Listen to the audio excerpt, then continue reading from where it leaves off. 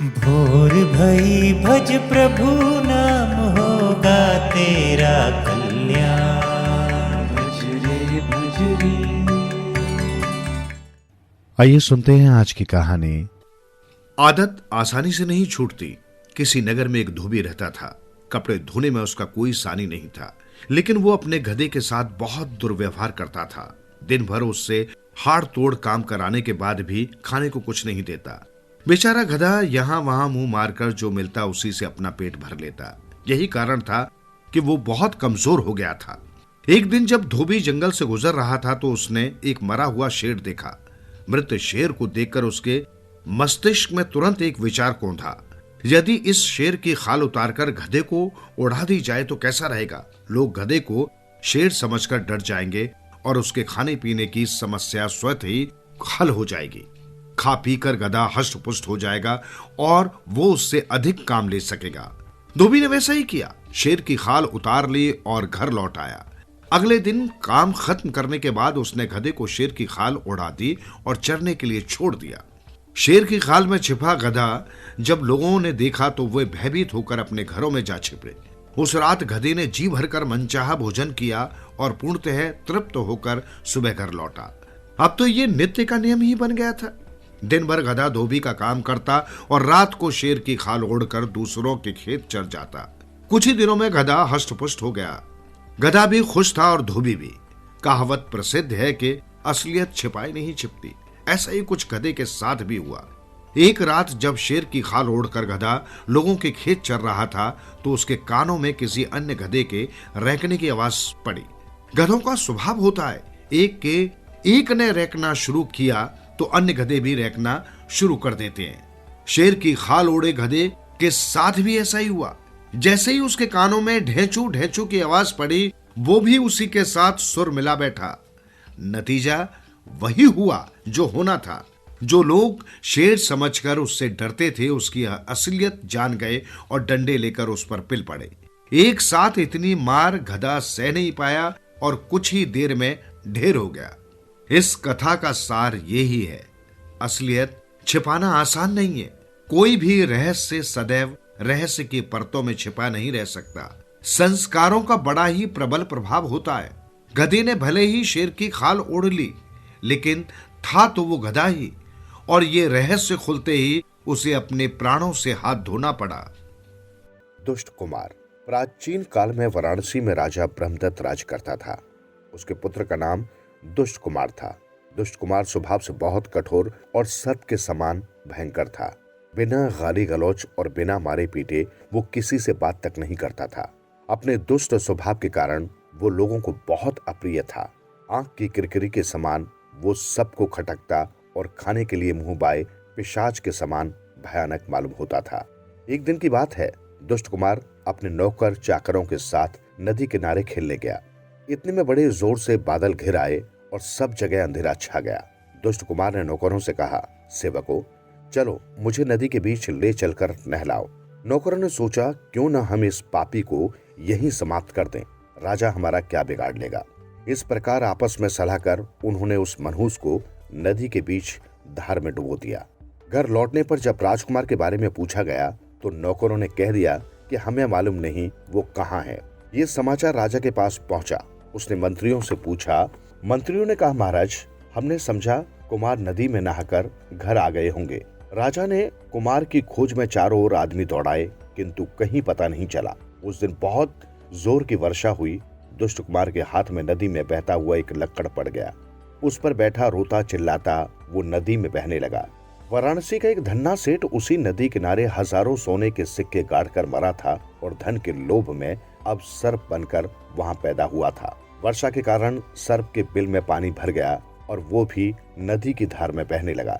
नदी में बहते हुए उसने इस लक्कड़ को देखा और उसे पकड़कर वो उसके एक कोने में बैठ गया। इसी नदी के किनारे एक चूहा रहता था। ये चूहा भी पूर्व जन्म में वाराणसी का बड़ा सेठ था। उसने नदी के किनारे कई घड़े धन गाड़ कर रखा था और उसके लोभ में अब चूहा बनकर पैदा हुआ था। वर्षा के कारण चूहे के बिल में पानी भर गया और वो भी नदी में बहने लगा। ये चूहा भी उस बहते हुए लक्कड़ के किनारे जा बैठा। नदी के किनारे सेमल का एक वृक्ष था। उस पर तोते का एक शावक रहता था। बाढ़ में सेमल की जड़ें उखड़ गई और वृक्ष गिर पड़ा। तोते का शावक वृक्ष पर से उड़कर न जा सका, वो भी नदी में बहने लगा। वो भी बहते हुए लक्कड़ के ऊपर जा बैठा। उस समय एक भिक्षु नदी के मोड़ पर अपनी पर्णशाला बनाकर रह रहा था। आधी रात को वो इधर उधर टहल रहा था। इतने में एकाएक किसी के रोने का शब्द सुनाई दिया। बाहर आकर देखा तो एक आदमी लक्कड़ पर बैठा नदी में बहा जा रहा है। भिक्षु ने सोचा, मेरे रहते हुए इसे अपने प्राणों से हाथ धोना पड़े, ये ठीक नहीं। अतएव नदी से निकालकर इसकी रक्षा करनी चाहिए। भिक्षु ने वहीं से चिल्लाकर कहा, डरो मत, और वो तेजी से पानी की धार को चीरता हुआ लक्कड़ के पास जा पहुंचा। लक्कड़ के सिरे को उसने जोर से पकड़ा और खींचकर नदी के किनारे ले आया। भिक्षु ने देखा कि लक्कड़ के ऊपर राजकुमार के अतिरिक्त एक सर्प, एक चूहा और एक तोता भी बैठे हुए हैं।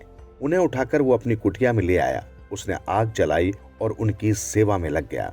भोजन खिलाते समय भी भिक्षु ने सर्प आदि का ही अधिक ध्यान रखा। भिक्षु का यह आचरण राजकुमार को बहुत बुरा लगा। उसने सोचा, देखो इस पाखंडी को, मुझ जैसे राजकुमार का ध्यान न कर ये पहले इनकी सेवा करता है। कुछ समय बाद चारों स्वस्थ हो गए तो उन्होंने अपने घर जाने की इच्छा प्रकट की। सबसे पहले सर्प ने उठकर भिक्षु को नमस्कार कर कहा, भाई, आपने मेरा महान उपकार किया है। मैं आपका बहुत कृतज्ञ हूँ।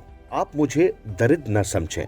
नदी के किनारे मेरा बड़ा खजाना गड़ा हुआ है। आपको यदि कभी धन की आवश्यकता हो तो आप उस स्थान पर जाकर दीर्घ कहकर पुकारें, मैं आपकी सेवा में उपस्थित हो जाऊंगा। इसके बाद चूहे ने उठकर कहा, भाई, आप नदी के किनारे उंदूर कहकर आवाज लगाएं, मैं शीघ्र ही आपकी सेवा में उपस्थित होऊंगा। तोते ने भी कृतज्ञता जताते हुए कहा, तपस्विन, मेरे पास धन नहीं तो क्या, मैं आपको जितने चाहिए दान दे सकता हूँ। कृपया आप मेरे घोंसले के पास जाकर सुबह कहकर मुझे आवाज दें। मैं शीघ्र ही अपनी बिरादरी के लोगों से कहकर गाड़ियों धान मंगवाकर आपको दे सकूंगा। तत्पश्चात राजकुमार की बारी आई। राजकुमार ने मन ही मन सोचा, ये तपस्वी बड़ा पाखंडी है। जब ये मेरे घर आएगा तो मैं इसे जीता नहीं छोड़ूंगा। उसने कहा, भाई, मेरे राजा होने के बाद आप मेरे यहाँ अवश्य पधारें, मैं आपका बहुत सत्कार करूंगा।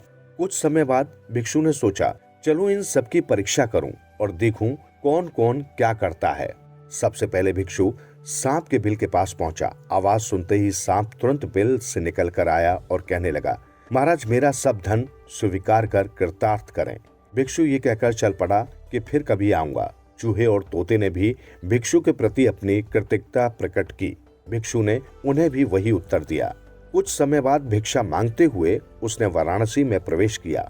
उस समय राजा अपने हाथी पर बैठकर बहुत से नौकर चाकरों के साथ नगर की प्रदक्षिणा कर रहा था। भिक्षु को दूर से आते हुए देखकर उसने सोचा, ये वही पाखंडी है जो मेरे घर मुफ्त में रहने और खाने के लिए आ रहा है। अतएव इसके कुछ मांगने के पहले ही इसका सिर कटवा देना चाहिए। राजा ने कर्मचारियों को संकेत करते हुए कहा, देखो, ये पाखंडी मुझसे कुछ मांगने आ रहा है। इस मनहूस को मेरे पास न आने दो। इसे पकड़कर इसके हाथ बांध लो और चौराहे पर पीटते हुए नगर के बाहर निकाल दो। इसके बाद सिर काटकर धड़ को सूली पर लटका दो। राजा की आज्ञा पाते ही कर्मचारियों ने भिक्षु को पकड़ लिया और मारने के लिए ले चले। भिक्षु सोचता हुआ जा रहा था, कुछ लोग ऐसे होते हैं जिनकी पानी से रक्षा करने की अपेक्षा लकड़ी के लट्ठे की रक्षा करना ही अच्छा है।